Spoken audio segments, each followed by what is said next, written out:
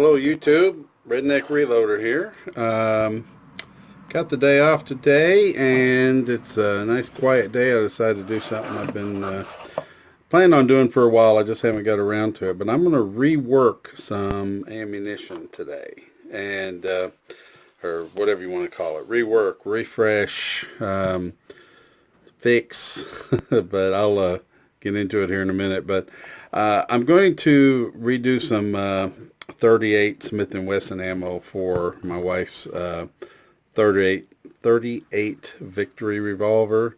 This is one of the guns that was produced during World War II and shipped to Britain, and I think you can probably see the British proof marks there.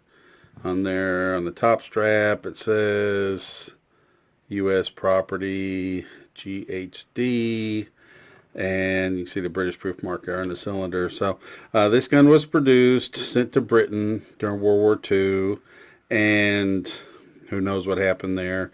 Obviously it's not original. The grips have been changed, the lanyard is missing. This gun's seen a lot of action. The Parkerizing is wore off of it in a lot of places, but it's still a good gun. And like I said, I don't know what happened, what it's seen overseas once it came back here. Ended up here in this area, and many years ago a local woman owned this and actually shot and killed an intruder in her home with this gun. And after that she was kind of freaked out by it and ended up selling this gun to my wife's grandmother, and she had it in her home for many years. When she died, my wife ended up with it, and so now my wife's had it for many years, and so she's very attached to this emotionally. And this is my wife's gun. She likes to shoot this gun, and this is a gun that she likes to keep bedside. Problem with this being a 38 Smith & Wesson, and that is very different than a 38 Special. Completely different bullet. I don't have any 38 Special rounds here, but I'll just show you a comparison. This is the 38 Smith & Wesson. That is the casing for 38 Special. So you can see it's quite a bit difference. These guns will not chamber 38 Special. There is a ridge that is inside the cylinder. I think you can see it there. That will keep a 38 Special from going all the way in. Also, the bullet for the 38 Smith & Wesson is a larger diameter. So some of these guns were milled out so they could accept a 38 Special, but it basically ruins the gun because the 38 Special bullets are too small to engage the rifling, and they just kind of bounce down the barrel, and they're horribly inaccurate. So, but anyway, finding ammunition for this is tricky. I haven't been able to find anybody, I don't know, in the last 5 years or so in the United States that still produces the ammunition. I have got some from out of the country, and I did make a video on reloading 38-200, so I won't go into a lot of detail on that, but if you're really interested, you can watch that video. But I've got this old box of cartridges. My wife has had this for a lot of years. Obviously Winchester, they don't make this anymore. I'm not sure when this is from, 70s or 80s possibly, but we just have a few rounds left in here. There's just, I think I had 11 total. But these are 145 grain bullets, very weak powder charge. What I want to load, what I want to shoot in this gun, this is a dummy round I made up, but this is a 38-200. This is what was originally intended to be shot out of this gun. And so I have some 200 grain bullets that I've got from Matt's Bullets, and I've been reloading these, and they work pretty good. And I put a little bit higher powder charge and just make this a little bit more I guess, lethal round, if you want to say it, for home defense, whatever. It's also more accurate because that's what the gun was originally intended to shoot. So these old Winchester rounds, we had a few. I took them out and I shot a few of them, and they actually had a lot of misfires. They're just too old. And so something I've been meaning to do for a while is I'm pulling these bullets, dumping the lead. I'm setting the bullets aside because eventually I want to get into casting, and I figured I'll just set them to the side, and I'll probably just throw them in my lead pot and melt them down later and use them for something else. And I'm going to reload these cases with the 200 grain bullet. So that's my little project I'm working on today. I've already got 3 cases here. I've already pulled the bullets on.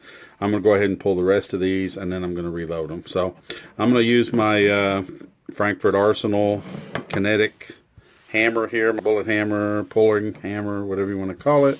I think they actually call it a kinetic puller. There's usually these little 3-jaw aluminum chucks that hold the bullet in place. I actually lost one, the one that would fit these rounds. I was taking it apart one morning. I pulled the bullet, walking back into my shed. I was taking it apart, and I dropped it, and it fell between the floorboards of my shed, and it's gone forever. So what the way I use this now, I just take my shell holder that I use to, reload in my press, and I place the bullet in that, and then place that into the hammer, screw the nut down on it, and that actually works just fine for holding the shell, and it's actually a lot easier to work with than that one that comes with it. So I'm going to go pull this bullet, and I'll be right back with you.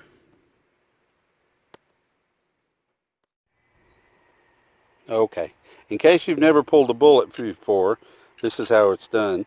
I showed you how to place it in the holder and the hammer. This is an old stump I have outside my shed. This is what I usually use. Just come out, and luckily with these, they just usually take a few wraps to come loose. I've had some I've beat 20, 30, 40 times trying to get them loose, and they just don't want to come. But these have been coming out pretty easy. So just give it a few good whacks there.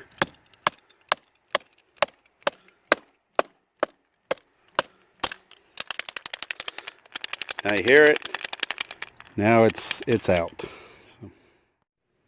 All right, so I just pulled that bullet. You can hear it rattling in there. So now just adjust my camera a little bit. That's a little better. You unscrew this, and you're going to have some powder coming out. You remove the holder, the case, and I just dumped the bullet and the powder in there, and I'll pick the bullet out later. When I'm done with all the powder, I go out and dump it in my yard for fertilizer. So I'm going to go ahead and pull the rest of these bullets, and then I'll be back. Okay, now I have finished pulling all those bullets, and so now I've got my cases left. I've set the old bullets to the side. As I said, eventually those will get melted down. I've disposed of the old powder because I don't know what kind of powder it is. I have no load date on it. It's really worthless to me. And one of the reasons I was pulling these bullets to start with is I had some misfires. So I don't think that powder is the greatest anyway, even if I did have date on it. But this is what I was after, was to get the cases and to reuse those. Now, these are primed. They still have the primers in them. And my intention is to use these same primers. I have done this before where I've just deprimed them. I did this in the other video I did, where I would deprime these, catch the primers, and then just put them back in. But I'm going to try a different approach today, which I haven't actually done, but I'm sure it'll work just fine. I'm going to remove the decapping pin and just resize these without the pin in, and that should keep the primers intact. These dies I'm using are C&H dies. They're very old. They're from 1963, and so they're non-carbide dies. I'm going to have to lubricate them. the cases. But this is a 2-die set, and this die decaps, resizes, and bells the case mouth. And the second die seats and crimps. So what I'm going to do is unscrew this.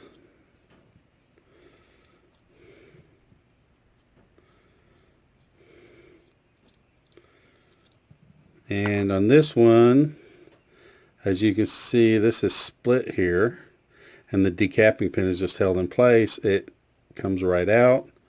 I'm going to set that in my die box, and then screw the expander ball back in, on, and now I should be able to resize and expand the case mouth without decapping these cases. So that's my plan. Let's set up the press.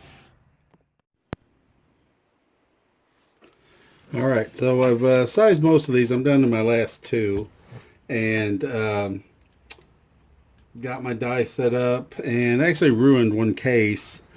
That's kind of my fault. I was doing some experimenting, and I'll show you what I did here in a little bit. But these dies, they're not my favorites.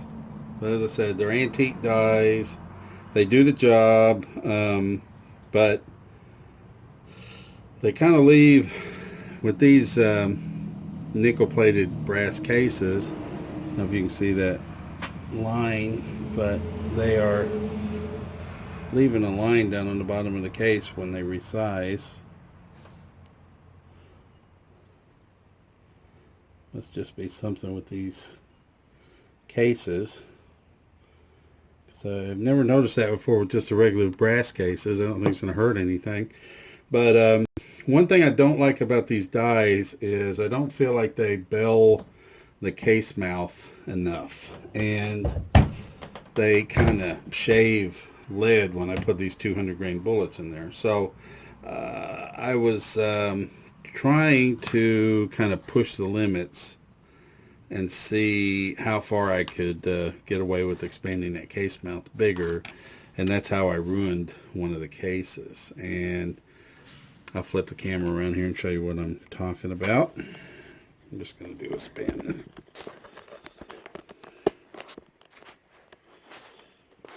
Sorry for the poor camera work, but I think if you've watched any of my other videos, you've grown to expect that from me. So this is the one that I ruined, and if you look, you can see the primer is sticking up a little bit. You can see that. Looking down inside the case, let me see if I can get some light in here and you can see it better. You can see like a dish or a dimple down in the bottom of it, which you won't see in some of the other cases. I know this is hard to see, but you don't see it as pronounced in those as you do this one. You can see that smaller kind of hole surrounding the primer hole, the flash hole. What that is the end of my expander ball coming into contact with the bottom of the case, and that's what's pushing that primer back out. I've had problems with this particular die set, and if I'm going to keep reloading these, I'm probably going to get a better die set, but they just don't expand the mouth enough. So what I had done there was screwed this down as far as I could get away with to try to expand it more. And what actually happened was the bottom of this expander ball came into contact with the bottom of the case or the top of the primer pocket and kind of dented it in. So that's where that damage came from. But that's what I have to do to try to get this to expand more. If you look at the way this is designed, that ring that the case mouth is up against is to resize it. You have to actually get up here further to get to the taper. But then if you screw it in too much further, you're getting down to the bottom of the case and you're getting into that primer pocket. So it's hard. I mean, as you see, I screwed that one all the way down until I actually damaged it. And still, when you go to put the bullet in, it really just doesn't fit in there as the way I would normally want it to. I would kind of call that the bare minimum that you would want to expand that to try to stick that in there. So, but anyhow, that's what it does. I've loaded them before. They work just fine. You can see on my dummy round some of the problems I've had, because that one, you can kind of see where some lead was shaved when I seated it right along the crimp. You can see it kind of shaves into the lead a little bit right in there.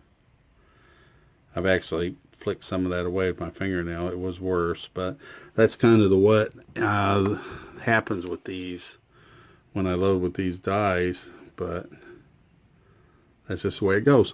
So I've got these cases all prepped now, except for the one I ruined, and should leave me 10 there, I believe. Now I'm going to powder charge these and finish loading. These are going to get 2.2 grains of unique powder. That's a load I worked up for these. I really never found any load data for the 38 200s. My older books, I've got some 38 Smith & Wesson loads in there, but they're all for the lighter grain bullets, nothing for the 200. I've done some research online. I've talked to some other people that have been loading this for a long time. I got some advice, and I've worked up some loads. I had started at 1.9 grains, and that did work for me, but they felt very weak, so I bumped it up, and the last ones I loaded were 2.2 grains, and that seemed like a pretty satisfactory load. So that's what I'm going to load these with today. So I'm going to go ahead and get my scale out, start weighing this powder out, and I'll be back. All right, I'm just finishing up here. I'm down to my last 2 rounds here, and I've just been weighing these loads out. I've got my scale set to 2.2 grains, and I'm just going through and charging all these cases. This is a time-consuming way to do things, but I'm not in a hurry today. As I told you earlier, I've got the day off today. This is a project I've been planning on doing for a while. I just have had these rounds sitting around and always seem to have other things to do, but today I don't. So I'm just gonna take my time and weigh these all out carefully. If I was in a hurry, I could probably find a lead dipper. I've got a set there. I'm sure one of them would probably work better, closer. Or I could take the time to load up my powder thrower and set that up for the right charge. But as I said, I'm only loading 11 rounds here, so I just soon just sit here and work them all up, and that way I know they're just right. So I'm just using an old lead dipper I've got here. I've got a whole set of these, but this is one that came with a set of dies, and I've already got one this size in my set. So this is one I just leave laying around the bench, and if I need to just kind of trickle some powder in, I just set it over there and give it a tap or two, and it does a pretty good job. So maybe a little too much there. Gonna fish out a few flakes.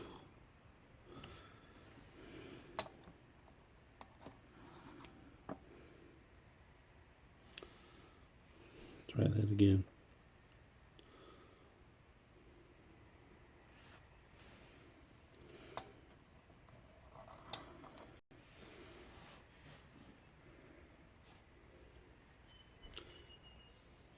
My door's open in my shed, so I get a little breeze every now and again, which throws off the scale. But like I said, I'm not in a big rush today, so just taking my time.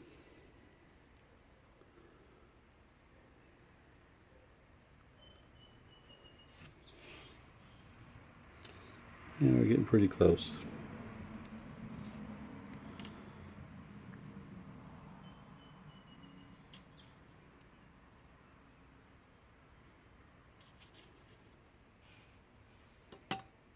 Put a couple more flakes in there just to make sure we're all the way up there, and I think we got this done.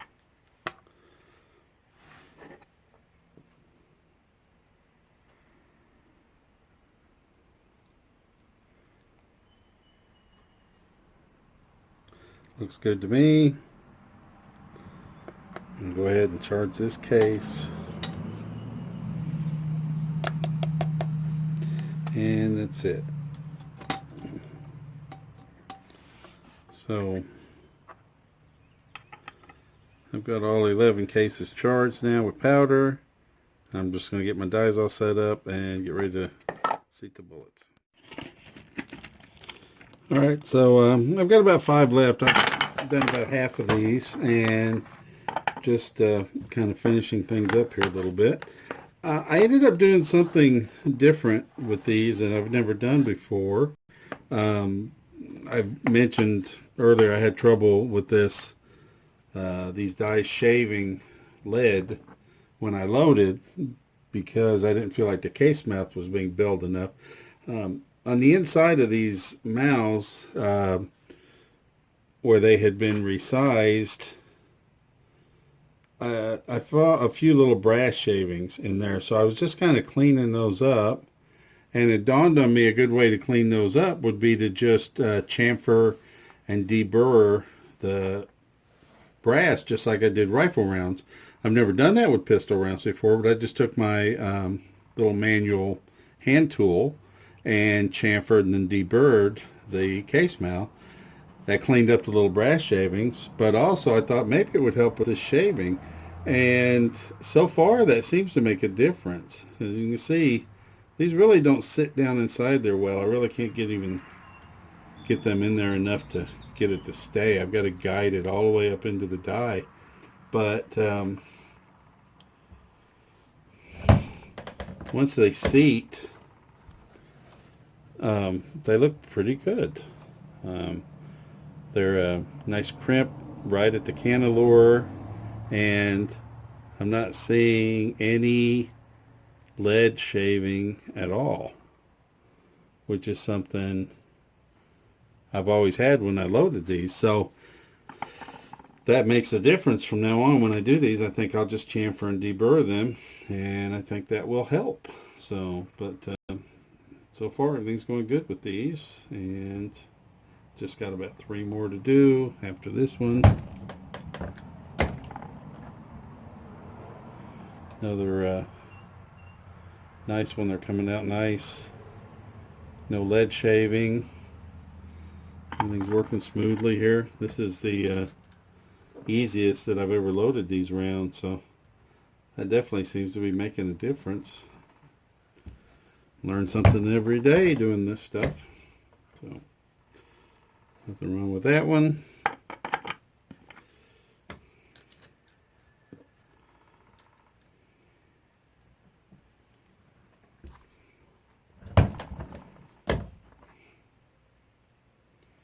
It's good. I like these nickel plated cases. Not that they make any difference, but they look nice. All the other rounds I have are all just plain brass. You can buy new brass for this 38, especially I think Starline, 38 Smith & Wesson I should say. I think Starline makes it, but I've just been working with the rounds that I have and the brass that I have. So that's it. Got them all loaded. There they are. There's the gun.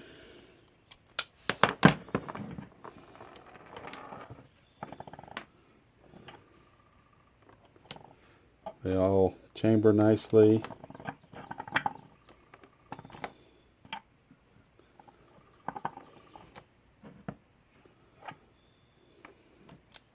No problems.